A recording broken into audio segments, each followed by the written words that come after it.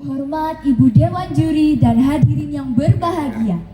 Pada kesempatan kali ini, saya akan membawakan sebuah dongeng tentang cerita rakyat Kalimantan Tengah yang berjudul Dohong dan Tingang, Ilmu untuk Semua.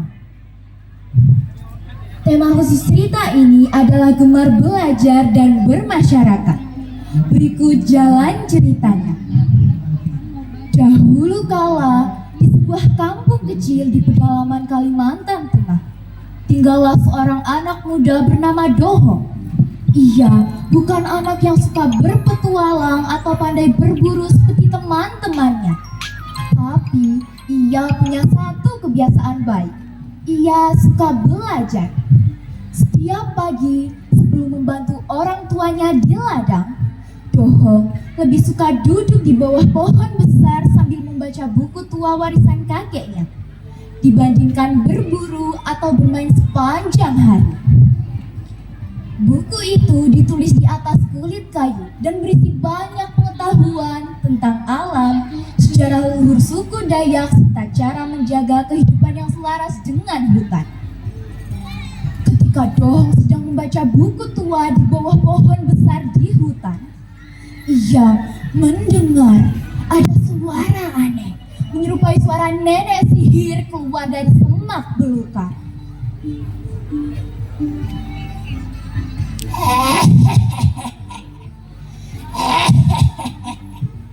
Dohong, ku dengar kamu tidak memiliki teman di kampung ini. Maukah kamu nenek kasih seorang teman yang akan setia mendukungmu?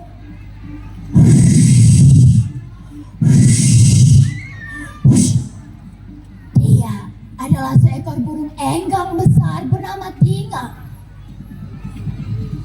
Sambil kebingungan, Dohong bertanya, "Seekor burung? Bagaimana aku bisa berteman dengan seekor burung, Nenek?"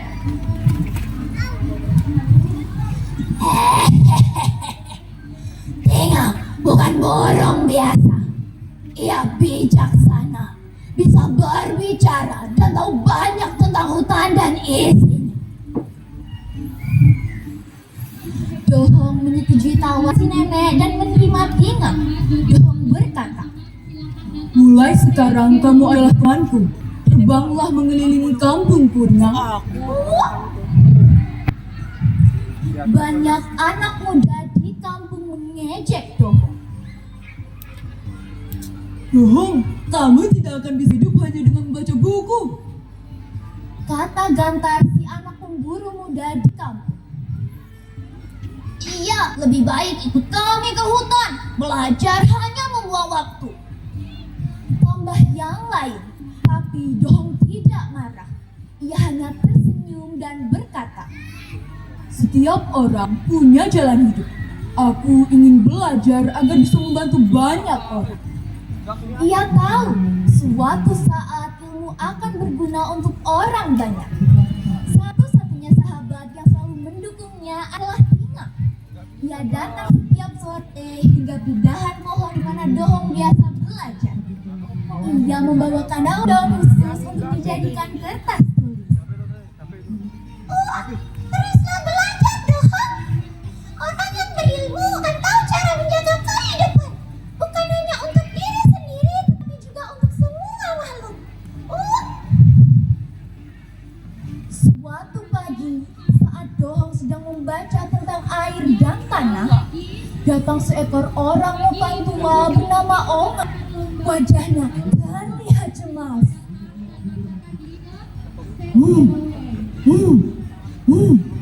"Dohong, sungai di ujung kampung mulai mengering. Ikan-ikan mati dan pohon-pohon di sekitarnya layu," ujar Onga. Dohong berdiri kaget. Sungai itu adalah kehidupan bagi warga kampung dan semua hewan di hutan. Dohong menyadari kampung mereka mengalami masalah besar. Hutan di sekitar kampung mulai rusak karena terlalu banyak ditebang. Kepala kampung mengadakan rapat, tapi tidak ada solusi yang pasti. Banyak orang mulai bertengkar dan saling menyalahkan. Melihat kekacauan itu, Malam Dohong tak bisa tidur. Keesokan harinya, Dohong minta izin pada kepala kampung untuk menyelidiki penyebabnya. Dohong, Inang, dan Onga berjalan terbang selama 2 hari 2 malam. Mereka menghadapi hujan lebat, petir menyambar dan hewan buas. Tapi semangat mereka tak padam. Di sana mereka melihat pemandangan yang mengerikan. Hutan telah ditebang habis, tanah longsor ke sungai, dan air tidak lagi bisa tersaring oleh akar pohon. Sungai membawa lumpur dan racun dari tempat-tempat yang rusak itu. Ini penyebabnya, kata Pinang sedih sambil menangis. Kita rusak dan sudah ikut menderita.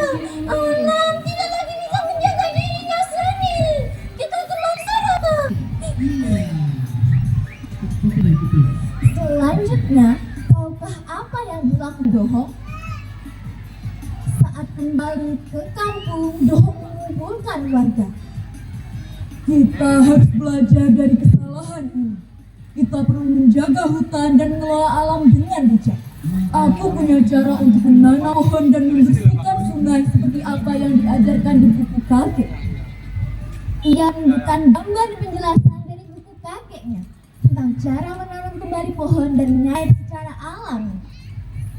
Ia mengusulkan agar kampung membuat taman hutan kecil, menanam pohon keras, dan membuat alat penyaring air sederhana dari pasir, batu, dan air. Awalnya, warga ragu, tetapi karena tidak ada solusi lain, mereka mengikuti saran Dohong. Tahukah apa yang terjadi selanjutnya? Lambat laun, kampung menjadi hijau kembali. Sungai jernih, ikan menari-nari di dalamnya, dan hasil panen pun melimpah. Suatu hari, kepala kampung berdiri di depan semua warga saat acara panen. Dohong telah mengingatkan kita bahwa belajar itu penting.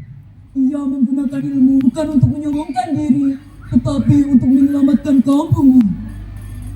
Kemudian ada salah satu warga kampung yang bermain kecapi sambil berkarut yang dipersembahkan untuk Dohong.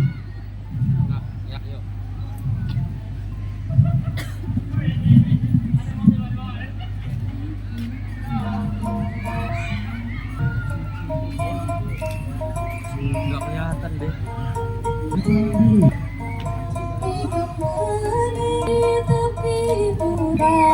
Hidup Dohong penuh harapan.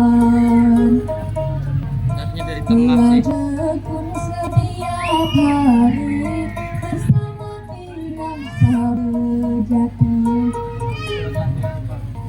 Baru sang sungai mengeang, talunan geger tekun pisang.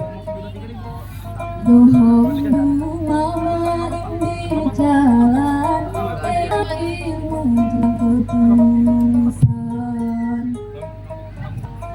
Ini kampung kembali cerah, anak-anak pun ikut berenang. Ini menjadi cahaya terang untuk bersama hidup gemilang.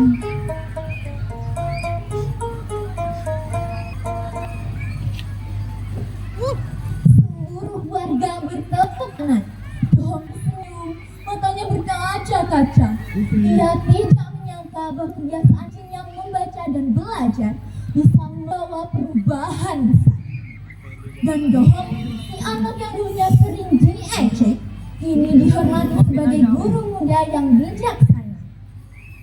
Pinang pun terbang tinggi di atas kampung dan bangga sambil berkata, ilmu dan hati yang baik bisa menyembuhkan dunia. Guru besar bisa jadi hanya dengan kemauan belajar dan hati yang peduli. Dan sejak saat itu, semua anak di kampung ingin menjadi seperti Dohong. anak gemar belajar dan peduli pada masyarakatnya. Nanti bapak aja. Demikian akhirnya. Wassalamualaikum warahmatullahi wabarakatuh. Waalaikumsalam warahmatullahi wabarakatuh. Kita beri aplaus yang meriah untuk peserta nomor urut 04 atas nama Ananda Kaisa Alipiana.